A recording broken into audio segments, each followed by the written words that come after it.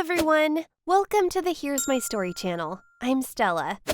I attend a private school on a partial scholarship. My parents work additional jobs to afford my tuition. My mom is a cashier, and my dad owns a modest bakery. Although I have a scholarship, even my grandparents contribute to my school costs. I am deeply appreciative of their support.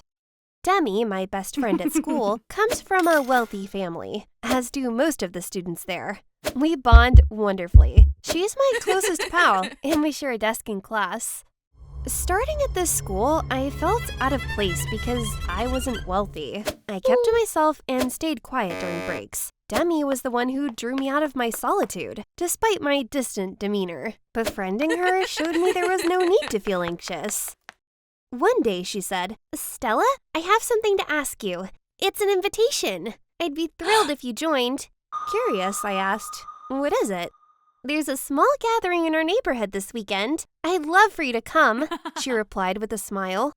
Her invitation delighted me. "I'll be there," I exclaimed, and then I began to worry.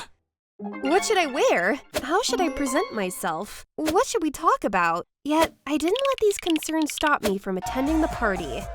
At home, I rummaged through my closet for hours, feeling like I had nothing suitable to wear despite a closet full of options. Then, an idea struck. Why not browse my mom's wardrobe? While searching her drawers, I spotted a brown box that I'd never noticed before. It seemed to beckon me to open it. Inside, I found gold jewelry, rings, bracelets, a treasure trove resembling a jeweler's vault. I had never seen my mom wear these. Why were they hidden away? Unable to find the right outfit for Demi's party, I had a thought. Pairing my everyday clothes with these elegant jewelry pieces might make the perfect ensemble. I chose a pair of earrings, brilliant diamonds that dazzled my eyes. I gently closed the drawer and tucked the earrings into my pencil case. The following day, my mom dropped me off at Demi's house. "You look lovely," my mom complimented. "Thanks, Mom. You don't need to pick me up later. Demi's mom will drive us home," I assured her. "All right. Just call me if anything changes. And don't stay out too late," she reminded me. "Will do," I promised. I stepped out of the car, offering my mom a cheerful wave goodbye. Under the shade of a tree, I cautiously pulled the earrings from my pocket. My hands trembled. I hadn't feared losing them before, but now a wave of nerves washed over me. A member of Demi's household staff warmly greeted me at the door. "Welcome," she greeted with a smile. "Thanks, I'm Stella, a friend of Demi's," I introduced myself. "Miss Stella, welcome. Miss Demi is in the backyard," she informed me. Being called Miss felt odd, but somehow it sounded sophisticated. As I stepped into the backyard, I was awestruck. Food-laden tables surrounded an immense pool and a treehouse. It was enchanting. Demi spotted me and came running over. "Stella, you made it! We've all been eager to see you. Come, meet everyone." "Guys, this is Stella," she announced. "Hi, Stella. It's nice to meet you," came the warm greetings. "Hello, everyone," I replied, my shyness creeping in. I sensed their curious gazes, as if they could somehow see that I was different. That unsettling feeling spurred me to flaunt the earrings, brushing my hair back to reveal them. Demi's eyes were drawn to the sparkle. "Wow! Are those new?" "Thanks. They're just something I decided to wear today," I said, playing it down. I don't usually go for flashy jewelry, but today felt special. The others started to take notice of my earrings, and I began to feel a sense of pride. "Yes, they might be a bit extravagant for your age," Demi remarked. Her comment caught me off guard. I hadn't expected the conversation to focus on style rather than value. "They're lovely, but you usually prefer simpler attire. Perhaps save them for exceptional events," she suggested. Internally, I thought, let's just get through today. I'll probably never see these people again. Just then, one of the group chimed in. "Stella, want to join us for pizza tomorrow?"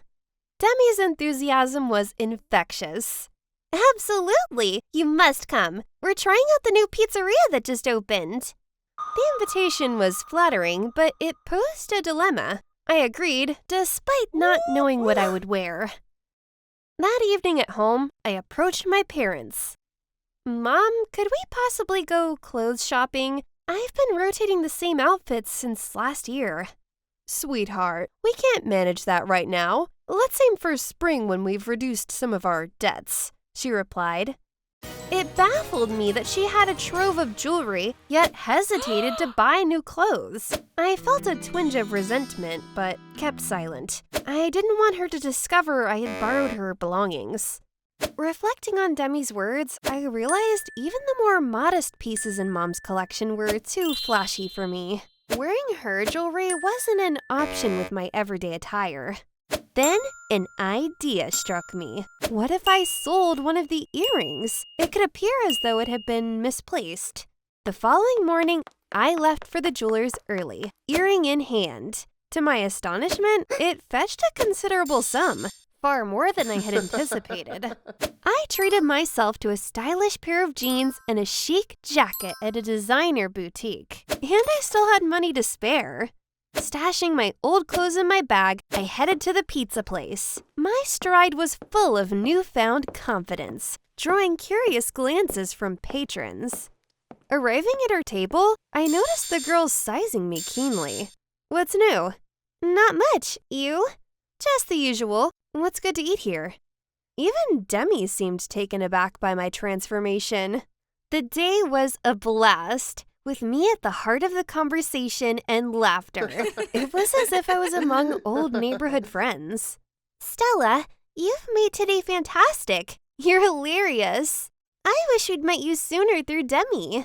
Don't worry, you'll see a lot more of her, Demi joked with mock envy.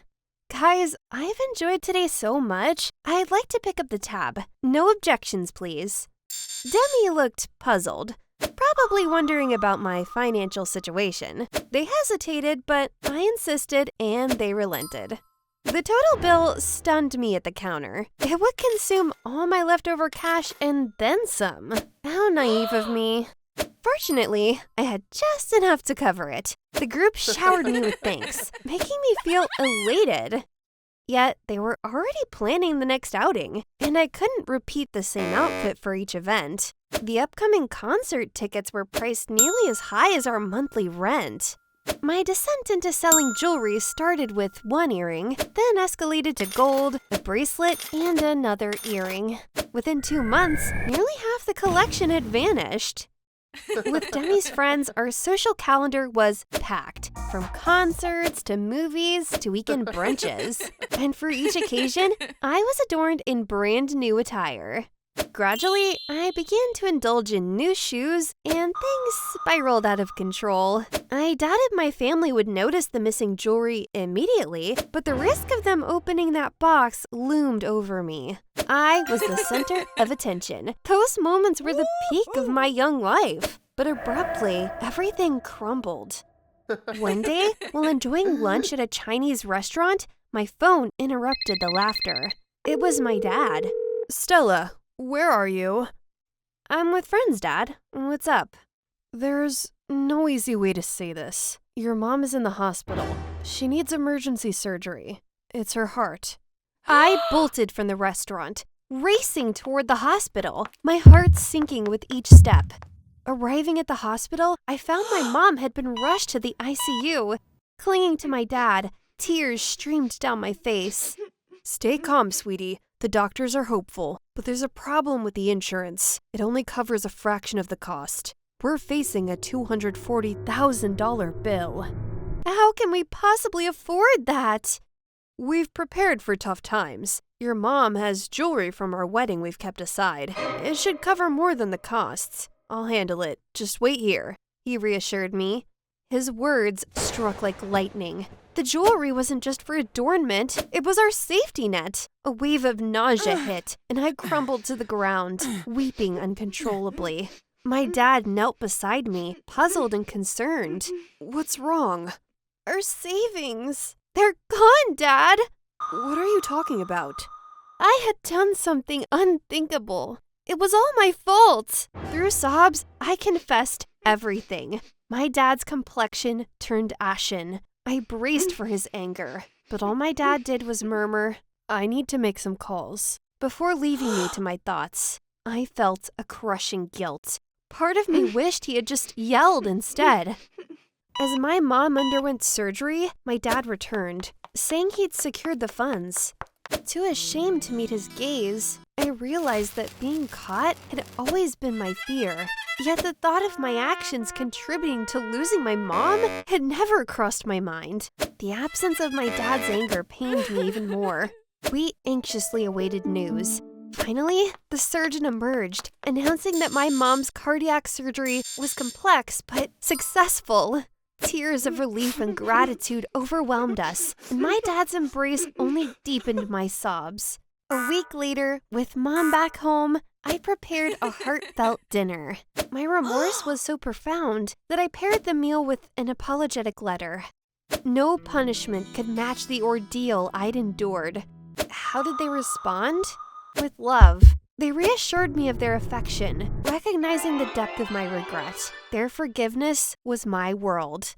That day marked a turning point for me. The allure of popularity and fashion faded. Family was paramount. And I understood that the joy I brought to others wasn't due to material things. It was simply because of who I was.